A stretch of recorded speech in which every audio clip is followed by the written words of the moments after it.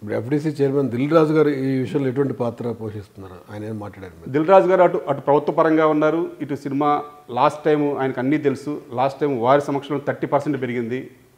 మరి ఇప్పుడు వారు కూడా మమ్మల్ని కన్విన్స్ చేస్తున్నారు. అక్కడ పరిస్థితులు అన్నీ వివరిస్తున్నారు. మాకు ఇండస్ట్రీ పరిస్థితి బాగలేదని, ఓటీటీ బాగలేదు అన్నీ వివరిస్తున్నారు. మేము దానికి కూడా సహకరిస్తామని చెప్తున్నాం. కానీ మా బెనిఫిట్ ఏంటో మాకు చెప్పమంటున్నాం.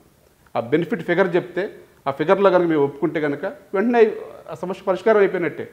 సమస్య పరిష్కారం కాకుండా అఫీషియల్గా చెప్పకుండా ఏదో మాట్లాడుతూ ఉన్నారు. రేపు చెప్తా అన్నారు, ఇంక మరి ఈరోజు చెప్తా అన్నారు. ఈరోజు ఇంకా చెప్పలేదు.